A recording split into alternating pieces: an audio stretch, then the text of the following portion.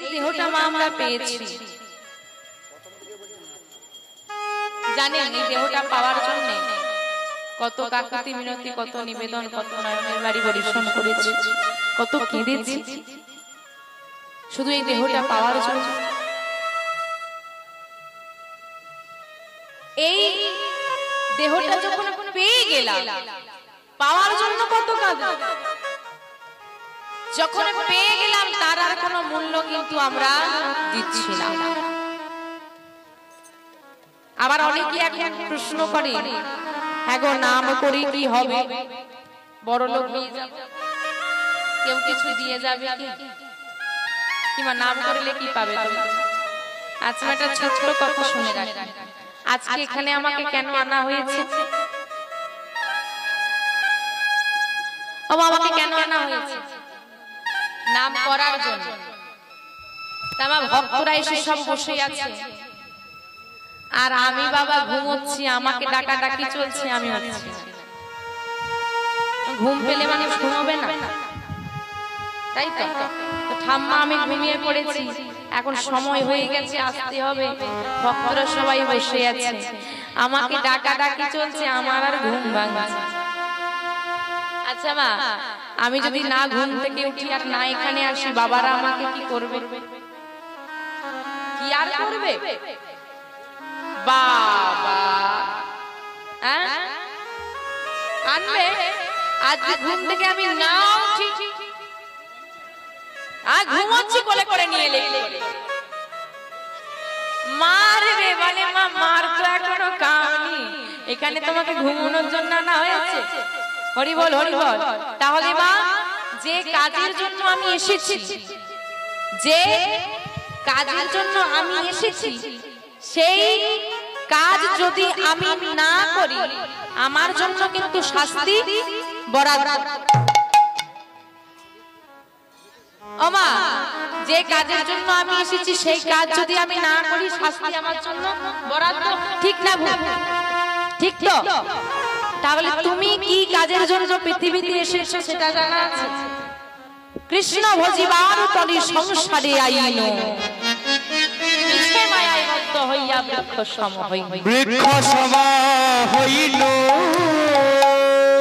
তাহলে আমি যে কাজের জন্য এসেছি সেই কাজ যদি আমি না করি, আমাকে যেমন শাস্তি পেতে হবে, যে কাজের জন্য পৃথিবীতে আমরা মানব জন্ম নিয়ে এসেছি, কৃষ্ণ ভজিবার তরি আইন, তাহলে সে কাজ যদি আমি না করি, ওইখানেও কিন্তু আমার জন্য শাস্তি তোলা আছে, ভুলে যেও না।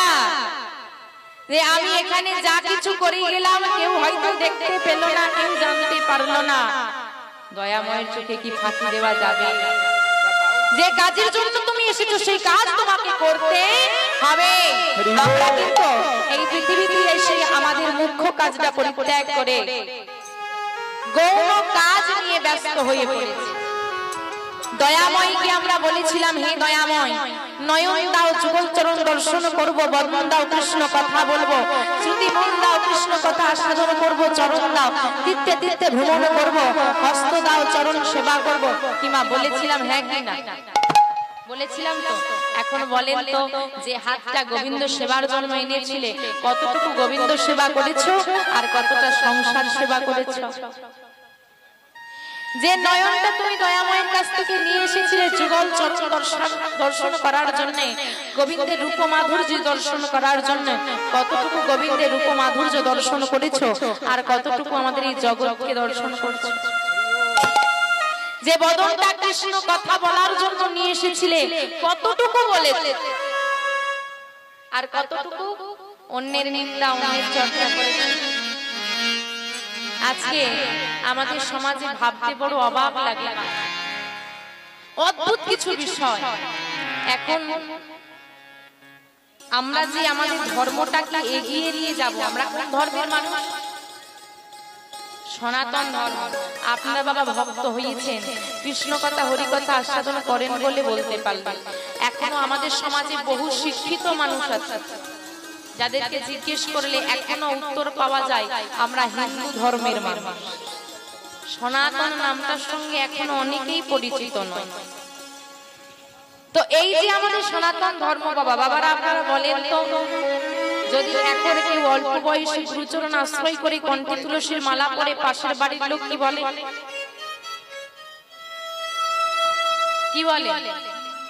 হ্যাঁ, এই বাবা এই বয়সে বাবাজি হয়েছে, তুলসীর মালাটা ভালো লাগে কিবা বলে? হ্যাঁ কি না বলে না? আর বাবা আপনি ভেবে দেখুন, এটা আমাদের জগতের কথা, আমাদের সমাজের কথা। যদি আপনাকে কেউ বলে দেয় যে এই তুলসীর মালাটা তোকে ভালো লাগছে না, আপনি কি করেন? খুলে রেখে দিন। এর থেকে বড় অন্যায় আর কিছু হতে পারে না মা।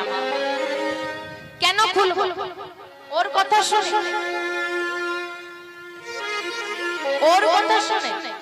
আচ্ছা বাবা, ওর কথা শুনে আপনি কণ্ঠে তুলসীর মালাটা খুলে তুলে দিলেন, তা আপনার পাপের ভাগীদার কি সে হবে? হবে? হ্যাঁ কি না? যদি ওমা এ জগতে ভাগ সবাই নেবে, তুমি খাওয়ারের ভাগ দাও নেবে, সম্পত্তির ভাগ দাও আগে নেবে, বাড়ি ভাগ করো তাও নেবে, কিন্তু পাপের ভাগ কেউ নেবে। যদি পাপের ভাগ কেউ দিত, রামায়ণ আমরা পেতাম না। কি পেতাম? রামায়ণটা, রামায়ণ জানেন তো? রামায়ণ মহাভারত, ওই রামায়ণ আমরা কিন্তু পেতাম না বাবা। কি পেতাম? দস্যু রত্নাকরের পাপের ভাগ যদি তার পরিবার নিয়ে নিত। আমি চারটে ক্লাবের ছেলেদের অনুরোধ করব, আপনারা চলে আসুন হরিবাসরে। চারটে club, new Prabhati Sangha, Nabakishore Sangha, golden boys group and club এবং নিউ বালক সংঘ, আপনাদের অনুরোধ করব আপনারা হরিবাসরে চলে আসুন।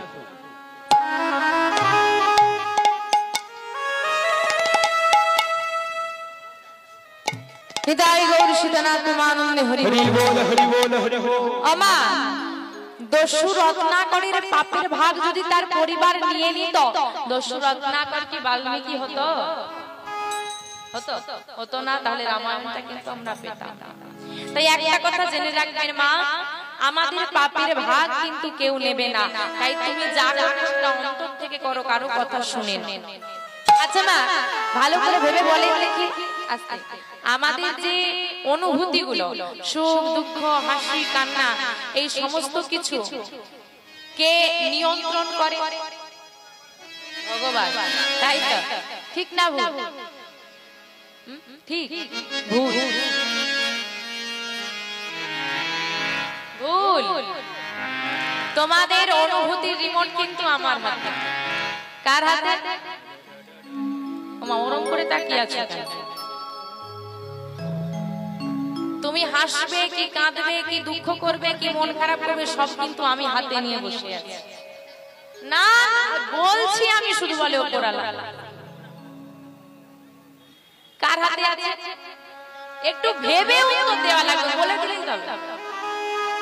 আরে আমাদের হাতে। প্রমাণ? আমাদের অনুভূতি গুলো অন্যের হাতে নির্ভর। প্রমাণ? প্রমাণ লাগবে না? তুমি কীর্তন শুনতে আসবে, সুন্দর করে সেজে বেরিয়েছো, আমি এসে বলে দিলাম ইস এই শাড়িটা তোমায় ভালো লাগছে না, তুমি কি করবে?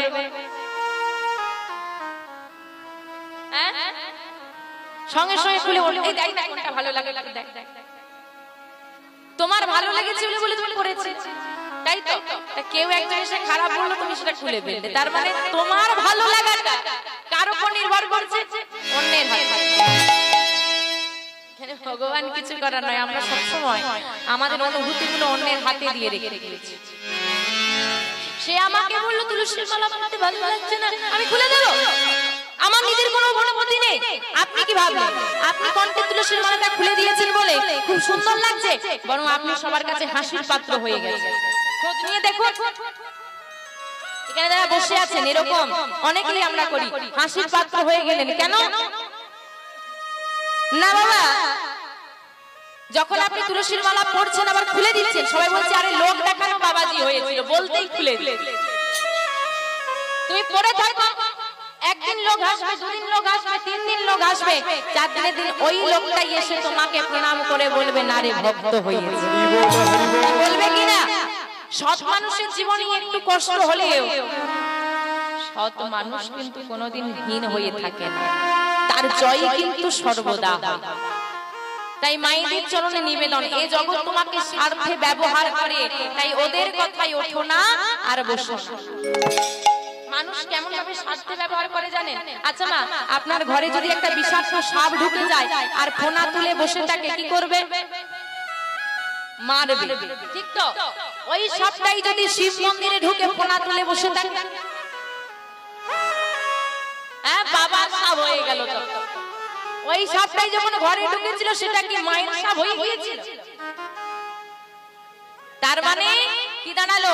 আমরা পরিস্থিতি দেখে কাজ। যখন সাপটা ঘরে তখন তাকে মারবো, আর যখন মন্দিরে বসে আছে তখন সে ভালো হয়ে গেল। তার বেশি এই রকমই হচ্ছে জগতের মানুষ। যখন তোমার টাকা আছে, অনেক টাকার মালিক তুমি, দেখবে দুর্গাপুজো আসছে তো, হ্যাঁ ওই যার বেশি টাকা তাকে দেখবে ক্লাবের ছেলেরা সব জড়িয়ে দিচ্ছে, থাকে ও দাদা কেমন আছেন করে না? কেন বলেন তো? নিতে হবে। তারপরে যেই না পুজো শেষ, ঘুরে দেখুন আপনাকে আছে। আপনি সৎ মানুষ, আপনাকে বললেই আপনি খুব সরল, আপনাকে বললেই আপনি মানুষের উপকার করেন। যখন লোক বিপদে পড়বে আপনাকে ব্যবহার করবে, বিপদ যেই না ফুরিয়ে যাবে আপনাকে আর চেনে না, ঠিক তো? তাহলে মানুষ আপনাকে স্বার্থে ব্যবহার করে, তাই মানুষের কথায় কিছু মনে করো না। নিজের যেটা ভালো লাগবে নিজে সৎ পথে থাকো। আমি আছি, আমার হৃদয়ে প্রত্যেকটা জীবের মধ্যে ঈশ্বরের অধিষ্ঠান, তাকে জিজ্ঞেস করো, তাকে জিজ্ঞেস করো। তাই তার কথা শোনো, নিজের মনের কথা শোনো, অন্যের কথা নয়। কারণ অন্য তোমাকে কথা দিয়ে ভুল পথে চালিত করবে। এ জগতে হাতে ধরে সিনেমা দেখতে নিয়ে যাওয়ার মানুষ অনেক পাবে, হাতে ধরে সাধু সঙ্গ করার মতো বন্ধু বড় কম। তাই সৎ পথে থাকো। কি বলছে জানো মা? আমরা এই জগতে যত পাপ কর্ম করে গেলাম কেউ দেখলো না, কিন্তু তার চোখে ফাঁকি দেওয়া যাবে না। তাই বলছে, তুমি ভেবেছ কি মনে এই ত্রিভুবনে তুমি যাহা করে গেলে, তুমি যাহা করে গেলে কেহ জানে না। বারে